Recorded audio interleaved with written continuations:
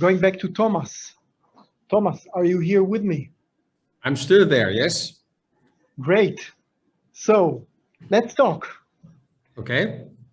So we know each other for a while, but I wanted to ask you a very simple question. So what and why? What happened in your life, and why did you decide to change the world? It's an easy one. We start with an easy one, Thomas. Yeah, you start with an easy question. So we have to go back in time. I was 10 years old, and we had a small barbecue party as kids, and it was a day like today in the Netherlands. It was summer, but it was rainy, and we were hungry, and we wanted to have a barbecue, but it didn't work because the fire was not working. So I put a jerry can and I put some petrol on the barbecue, but then suddenly the jerry can exploded in my hands. So I burned myself from the middle to my feet. And so that was quite a very traumatic accident I had. So I lived nearly for 1 year in a closed room, everything, no sunlight, everything was closed. I had to drink a lot of water. And as a kid, I realized myself, I mean, these are the words I have now as adult, but that was a feeling. My life is very temporary, and maybe I will die. So something happened in my mind that I realized that everything is temporary. And so I think this is the starting point of my agenda. And then, I mean, in my different life periods, I try to work on this agenda. That's an amazing story. By the way, you always ask people what made them change their life, yeah? So I just copied it from you. Yeah. So you were, I heard you speaking many times, and I think, again, we got lots of messages about saying that your presentation was incredible, and I also think so. You were talking about the difference between sustainability and circular economy and sharing economy. Mm-hmm. So I want to ask you, maybe you can make it more clear and maybe emphasize how we can use circular and sharing together to make the changes that we want to do. Yeah.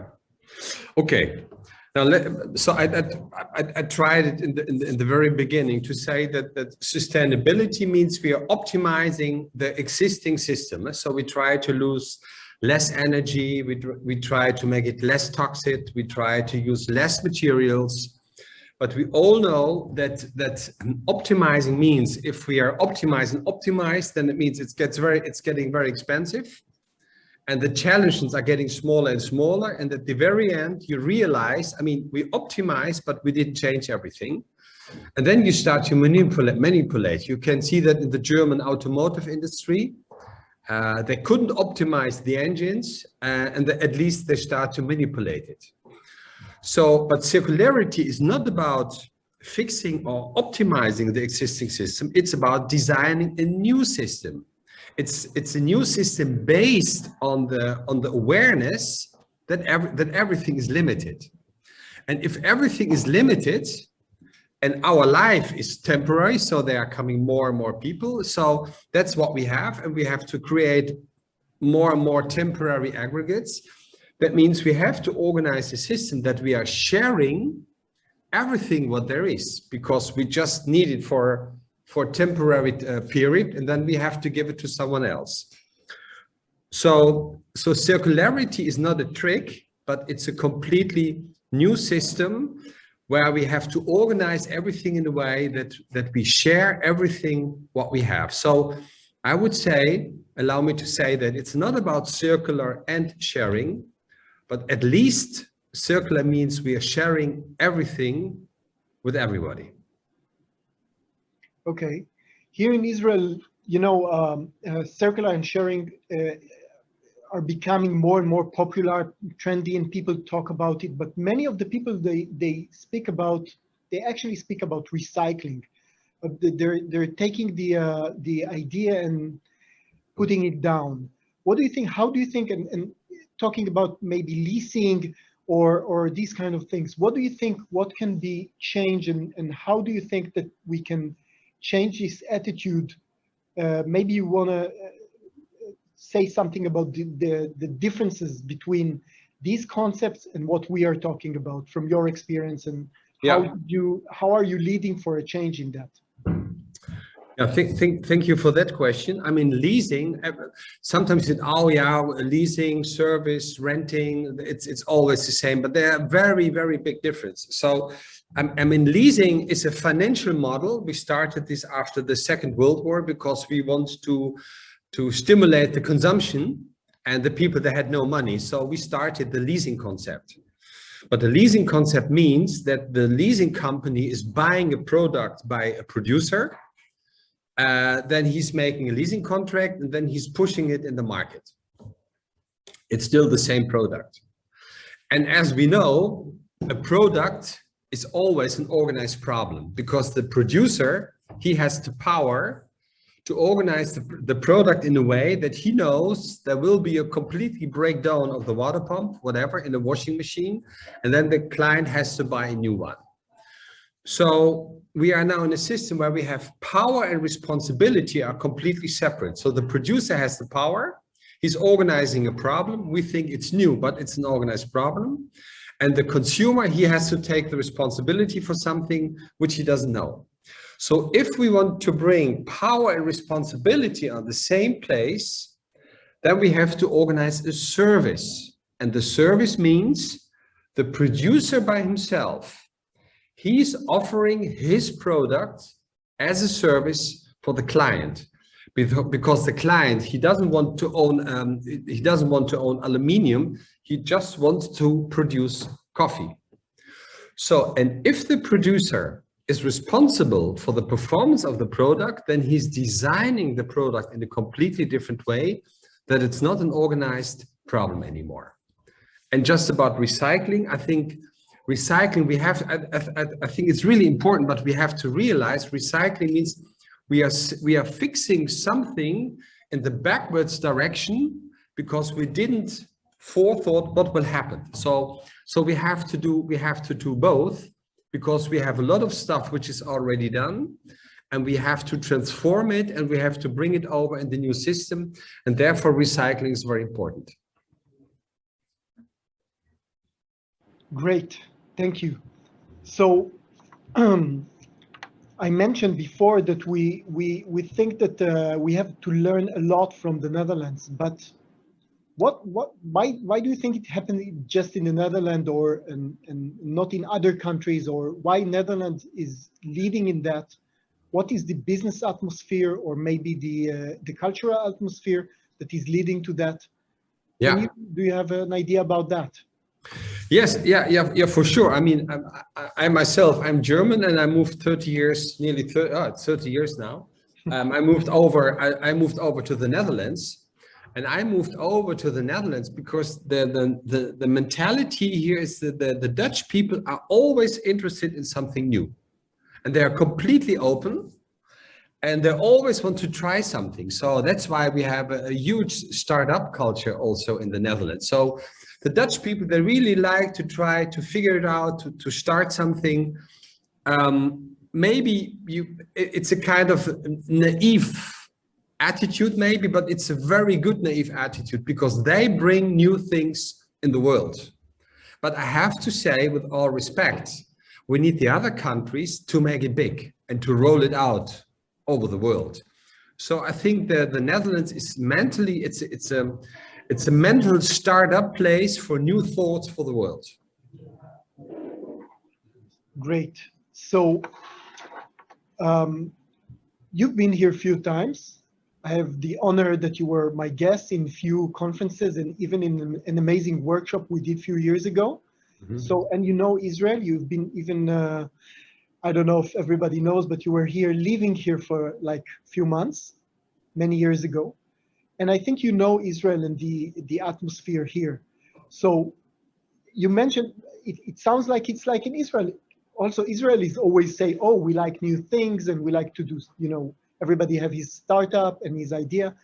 But what do you think from your knowledge and experience, how we can adopt it, how we can push this forward in Israel from what you think? Tough question, I know. Sorry. No, it's yeah, but I mean, you know better than me what happened in your country some weeks ago. Yeah. And so you're still struggling. I mean, you're still fighting for your own existence. And I think then it's a big step to celebrate your life. I mean, if you're busy to fight for it, then it's a big step to celebrate your life. But I think it's a mental question, and I think Israel is also you know more than other countries what does it mean to be a closed system, because in fact even culturally you are a closed system. And I think you organized, I think it was you, because we had our first conversation, I think it was you who told me that you're not allowed to export steel. You can import steel, but you're not allowed to export steel, because if there's a war, you want to have enough steel in your country. Luckily, that was changed a few years ago. Okay. It was an old rule, but you are right. We are an island. We are a very good example, but it's very hard to tell people to be concentrating on celebrating while we are all the time under threat. Yeah. Yeah. But I want to give another example. I mean, you know, all the former East Germany, and there was a rule, because they also were kind of a closed system. There was a rule: if you want to produce a product, you have to show that the product is working at least without problems for 25 years. It was the other way around, because they know we have so less resources here, so we have to fix everything what we have. So if we do something, it has to be very good. So to have the closed system in mind, I think this is a very good advisor for everything what you do. Great. I hope that we will do it. So, of course, you will. We can also say today, because it's a very happy day, that we are now working together on bringing Madaster to Israel. And I hope that we will be very successful with this. As you said, it's not easy to convince people here, but can you just say a few more words about how do you see that Madaster can help Israel in keeping the materials, understanding where are the materials, or using them in a smart way? I think what we can learn, and with all respect, what we can learn from the church, you can't change the world along the moral axis. That doesn't work. What we can learn from the banks, you can't change the world along the financial axis. So what we can learn is we have to combine the financial and the moral axis. And that's what Madaster is doing, because Madaster is organizing a huge of financial incentives for everybody who is registering his building in Madaster. So we should talk about the financial axis to serve the moral axis. Great. So there is a question here from the audience. One of them is like, is there a way to scale up the material ban concept to a global level? Can it be done without government involvement? I mean, you can do everything without government involvement, but the question is, so how do they react? So so we know in different countries they don't like it. But let's go back to the Netherlands. I mean, in the Netherlands, there will be a new law next year, and that means everyone who wants to have a permission for a building, he has to have a Madaster account. You have to have a material passport from next year if you want to build a building. So that means that the government is always doing what is necessary. The market is doing what is possible. And if we think as a society the market should do something different, then the government has to organize it. So that's why the cooperation between the market and the government is very important. And if the government is changing, then we can speed up the change. But the speed for the change depends on the acting of the government. And we have a new government, which is quite promising. Yesterday, they just announced four ministries, and luckily we have four lady ministers. They decided to go on a climate action plan together. Mm-hmm. And this is very promising. I hope that they will have the power to go on with it. And what do you think is the first step that we can take? Like just to tell you that I hope that because we have a new government, the government will now adopt the National Circular Economy Plan that was built together with lots of help from the Dutch government and with the help of the embassy in Israel. But what do you think could be a good starting point? What is the most beneficial way to go from linear to circular in your eyes? What is the vision? To change the rules. We have to change the rules of the game, and the government is they are responsible for the speed of the change. So if they change the rules, they will change the incentives, and the market is moving along the axis of incentive. I give you an example. I mean, you could say you have to have a material passport. If you get a permission for a building, you have to take care for the building at least for 30 years. You have to create a CO2 depot. It has to be energy positive. So all those aspects, which are technically nearly everything is possible, but the lobby from the old economy is quite strong. And the only way to eliminate the lobby of the old system is to change the rules in your country and to organize the financial incentives. I'll give you another one. We pay a lot of tax for work, and we pay quite less tax for material. But you know what? Work is unlimited, material is limited. So we should pay tax for something which is limited and not paying tax for something which is unlimited. So these are some examples what we can organize very easily. And the pandemic shows us, I'm very, very optimistic.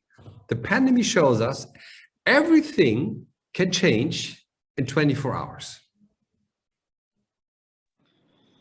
That's very optimistic, and I hope that Israel will also adopt this part of optimism in a post-corona. We kind of went out of it very quick, and I hope that this will allow us to meet again and to have you here in Israel. We can go on with this for a long time, but we have to move to the next session. Thank you very, very much, Thomas. It was a pleasure to have you here. Hoping to have you here in Israel soon.